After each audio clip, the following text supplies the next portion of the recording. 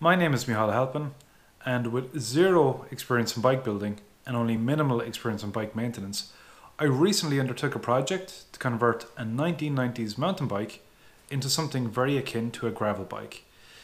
If you're thinking about undertaking a similar conversion, stay tuned to learn from some of my mistakes. In this first video, I'm going to go through some of the background of the project, including some of the parts I had, some of the parts I needed, and then the plans I had for actually building out the bike itself.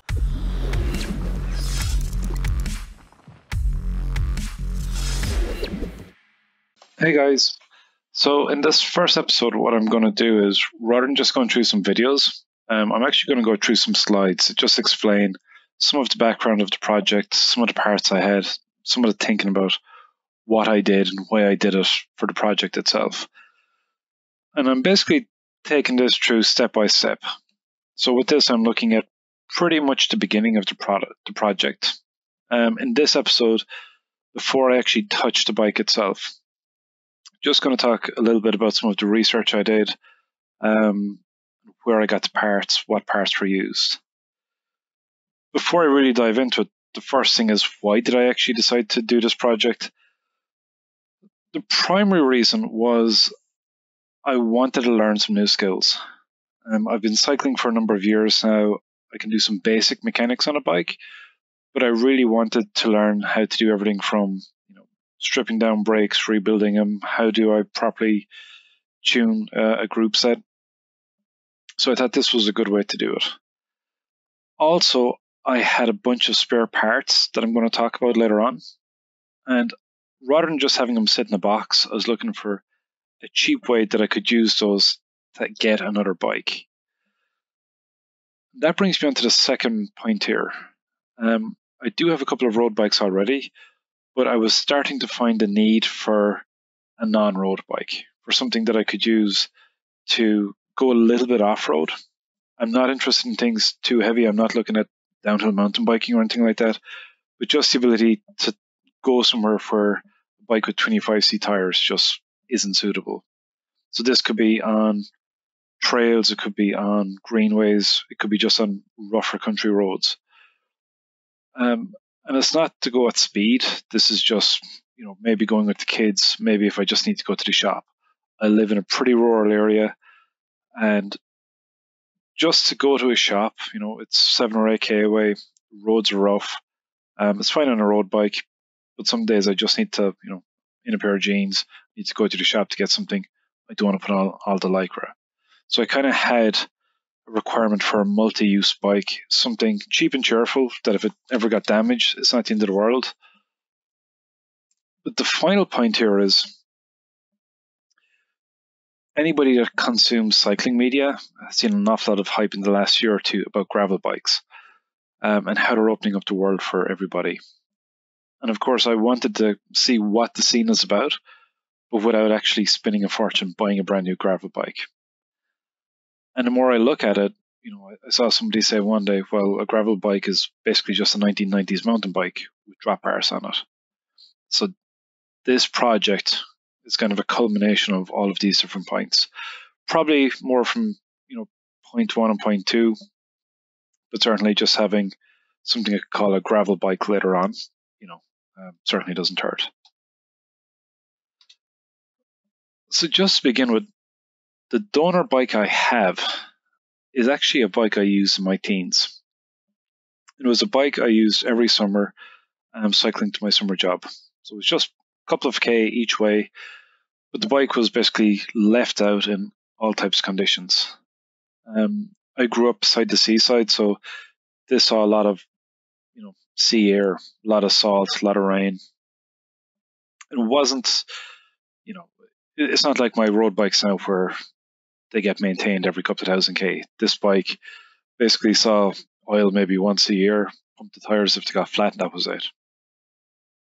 I honestly don't think any of the cables in this bike were ever changed since when I got it.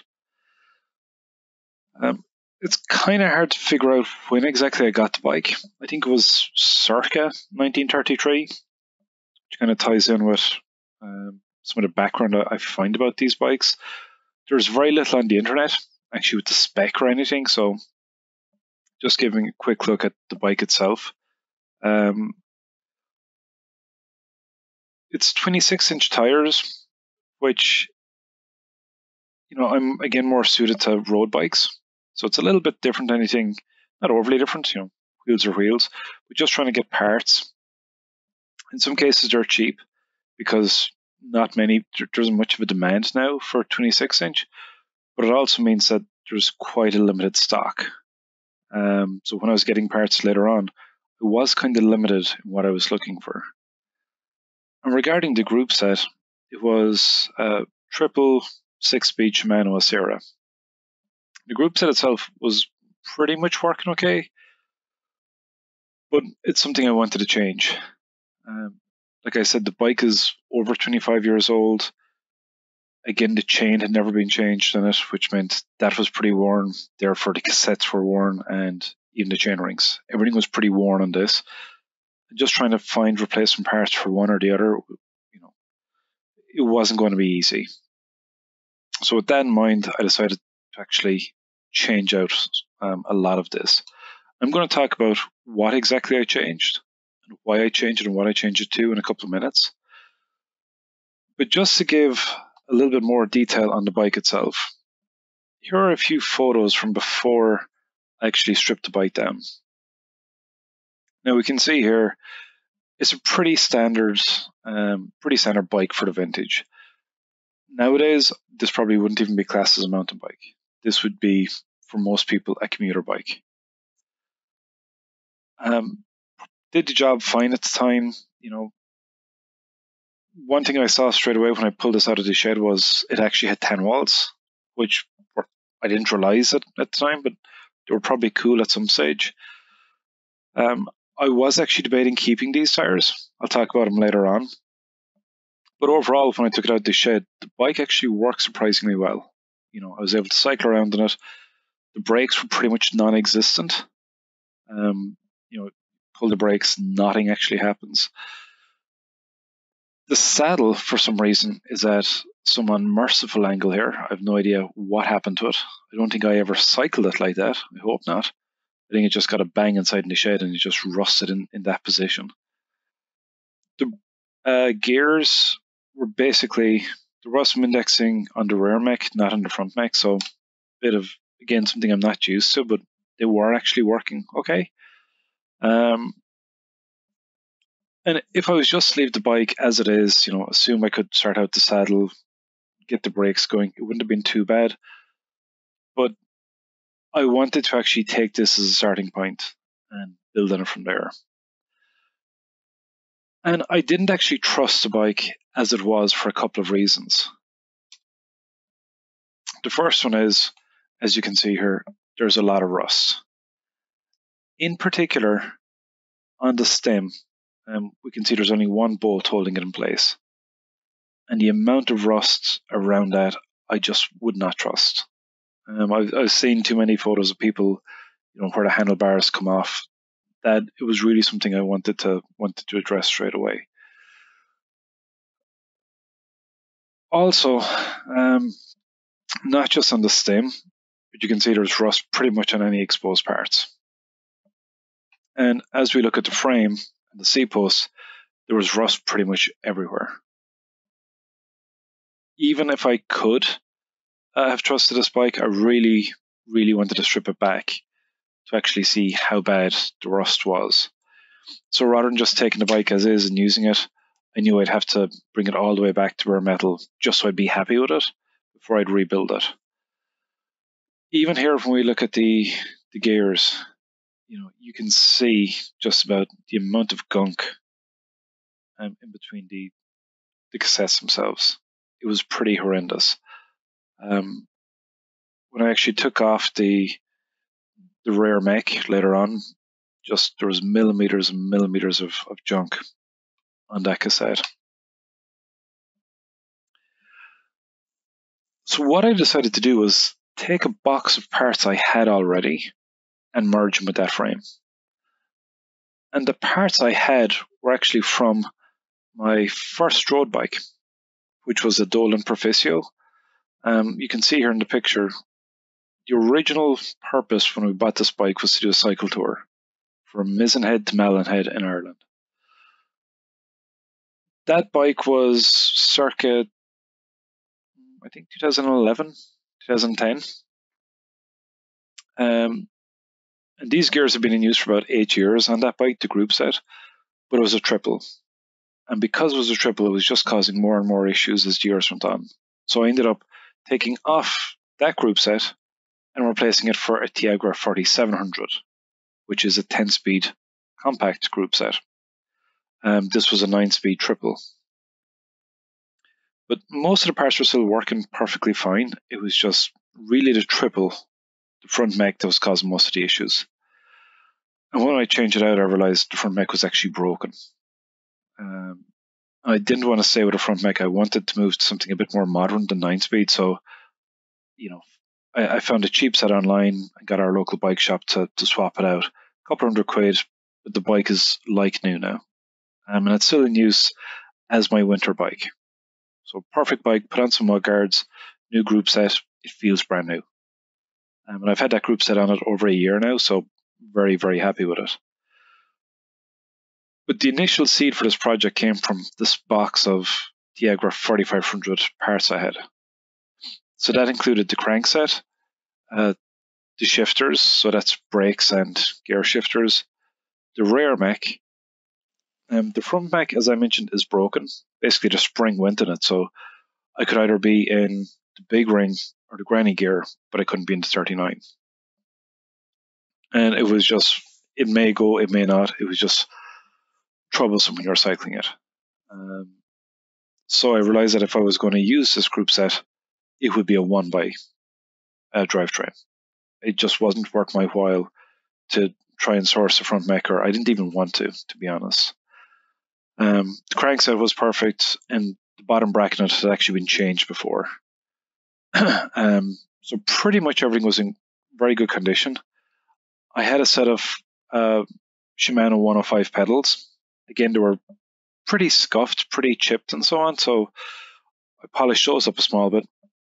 And the Brooks saddle that you can see in the original photo, after the first year of cycling, I took that off, went with a proper Sella Italia on my other bikes. But again, I just thought I'd use it. Perfect quality saddle, very comfortable. And for the sort of cycling I want to do, I thought all of these would go together. Because I had all of these parts, in particular the shifters, I decided to convert the bike into a drop bar bike from a flat bar. When we look at the list of new parts, some of the things I definitely had to change. Gear and brake cables, a no-brainer. We'll be changing those anyway, regardless of the condition of the bike. The chain obviously hadn't been looked at in years, so that was always going to go. The brakes were non-existent. You could see the photo from previously. The C-post was rusted through, so that had to go. So all of these things in my head straight away had to change. The handlebars and sim, given the damage to them, I knew I wanted to change those out. So I figured I would need a new stem anyway. And then it's down to, do I change the handlebars? So do I keep it with flat bar, which I would have been perfectly happy with? But when I did some research online, the cost for 9-speed shifters was basically more than the cost of a cheap drop bar. And since I already had the drifters already, the STI levers from the Tiagra, I decided to just convert it into a drop bar. It was going to be as easy. While I was thinking of all this, I did actually spend a bit of time researching, could I use drop bar shifters with cantilever brakes that were on the bike originally? And it turns out I could. It's the same throw action for those STI levers as for cantilever brakes. So I did do a lot of research around it to make sure it would work before I invested anything. That was kind of a big part. I knew some parts would be interchangeable, but sometimes you need to get other tools like think Wolf Components have something called a Goat Link that you can use to convert mountain bike gearing to work with road levers. So, but I figured, even if I had flat bar levers with the Tiagras, it'd probably work. But I did check. So the gearing was going to be okay, obviously, since it's a matching set.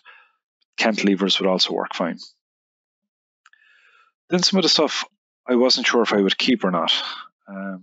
Things that I thought might have been okay. First up, wheels and tires.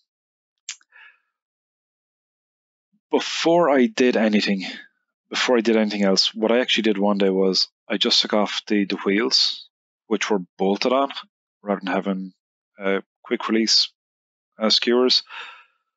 Very quickly discovered that the 6-speed that was on it was much narrower than a 9-speed that I had to put on. So straight away I knew I needed a set of 9-speed, or 9-speed rear wheel at least.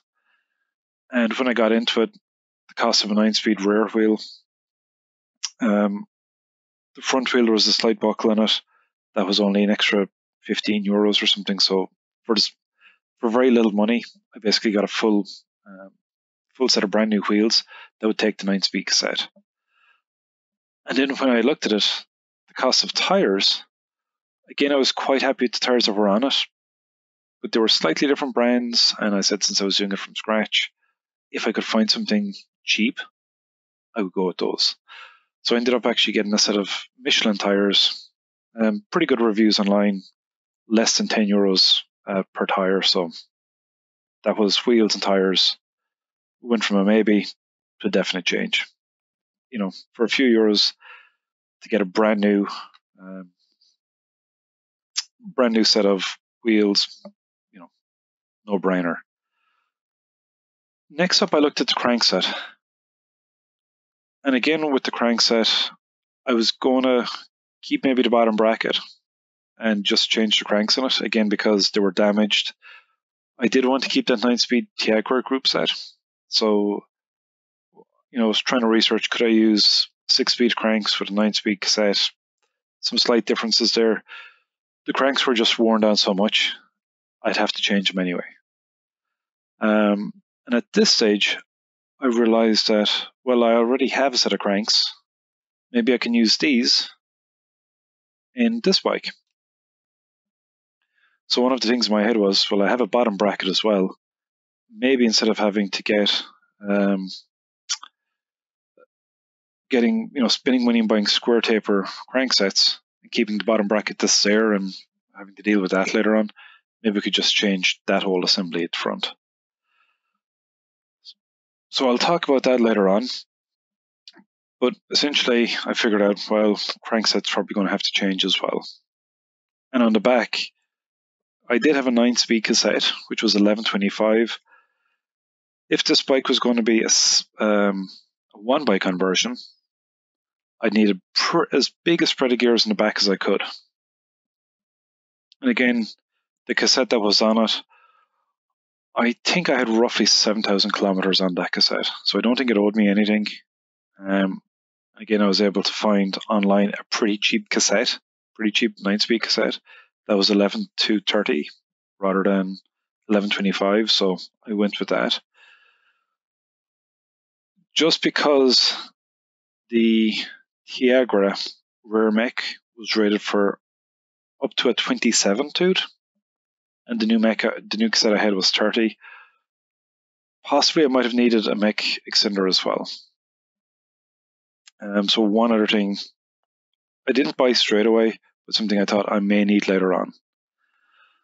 The final thing I just wanted to add into the bike, again, not mandatory. And this isn't so much saving money as just giving it a little bit of new functionality, was cross-style brake levers. If you've ever seen them, they're basically look like standard brake levers on a flat bar. Again, I did some research. They only work with cantilever brakes, and it was cantilevers I was putting on it. So I was able to find a pretty good set online that I didn't need, but I decided to just incorporate into the build. If they didn't work, they didn't work. But if they did, just for the type of riding I'm going to be doing with this bike, going to the shop, going with the kids when they're learning how to cycle, going on bike paths and things like that, I figured I'd be using a lot of time with my hands on the flats versus on the drops. So having the additional set of brake levers could be very useful. So it was one other thing I added into the bike to kind of help round it out. And just regarding my plan for all of this, I did spend a few months at the beginning just trying to research everything. I had a lot of these parts already. I had starting points between the bike itself, between the box of Tiagra parts and saddles and things like that. So it was down to researching, will what I'm thinking work? I've never done this before, so I had to figure out, would these brake levers work with cantilever brakes? How easy is it to change cantilever brakes? What tools do I need to strip the bike? And all this sort of stuff. So I spent a lot of time up front.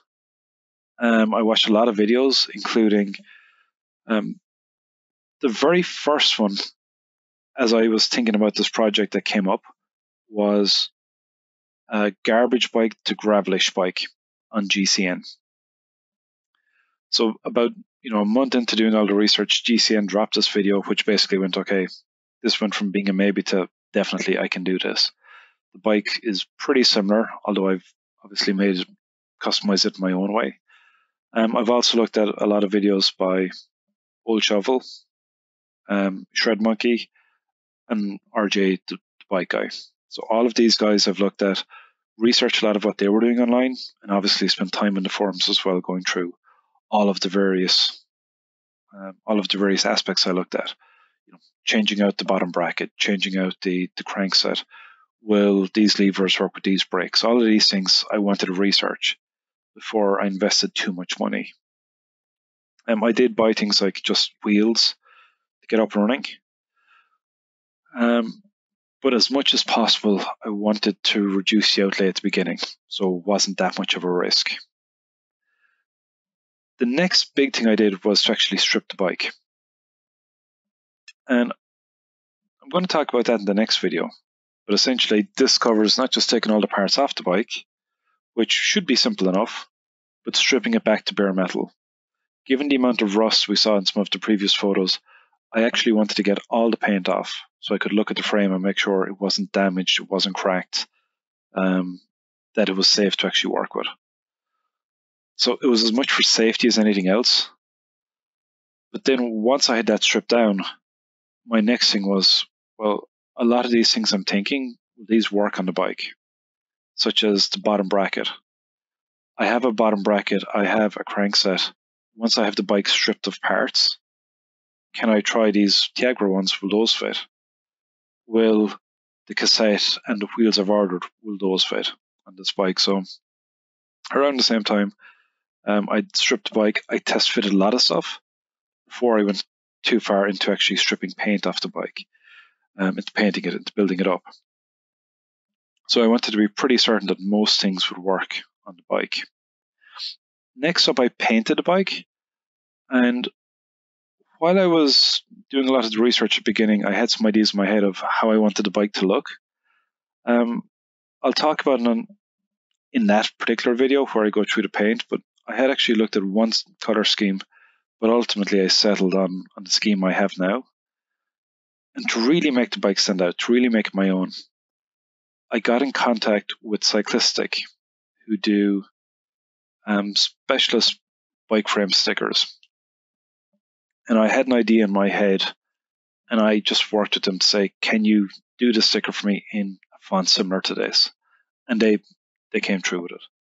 And for me, it's one of the things that I'm really happy with this bike. It's something that makes it my own. So did a bit of research around that. And while I was getting the bike painted, got the decals on, put everything together. Obviously then the last bit was to actually do fitting all of the parts. Once I had the bike painted, once I had everything lacquered down, can I actually build this bike back up together? So I think I removed a lot of variables, but there was always something that could go wrong, always something I could miss. So at this stage, I just wanted to do final test fits and make sure this actually works. And then at the very end, it was to do some shakedown spins, which is basically where I'm at now. I've done a few spins on the bike. I want to ramp these up, get out a bit more. I'm at the time of year now where we're just getting into the time of year where there's a lot of ice on the roads and stuff, so I get out for a short spin and longer ones get cancelled. But just make sure the bike actually works. Make sure all of these things that I've done, everything is mechanically sound, the brakes work, the gears work, even the bike fits okay. So I'm currently at that stage now as I'm recording these videos, but this is a rough timeline.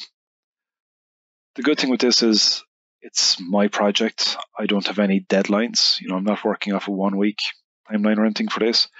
When you see guys that do this all the time, they can probably get through this in an hour or two once they have the parts. For me, this started probably in August and it's now December. So it's just getting a half hour here, 10 minutes there, going out to the garage at night time and just fitting one part or doing something. So it's taken a while to do it. But that's the rough sequence of events. So if you're interested in this and if you want to follow along for some of the next videos where I go through some of the tips, some of the tricks I learned from stripping the bike, from stripping the paint off to repainting it later on, and some of the lessons I learned fitting the parts, please subscribe to the channel. And if you like this video, please give it a thumbs up. Thanks for watching and see you at the next video.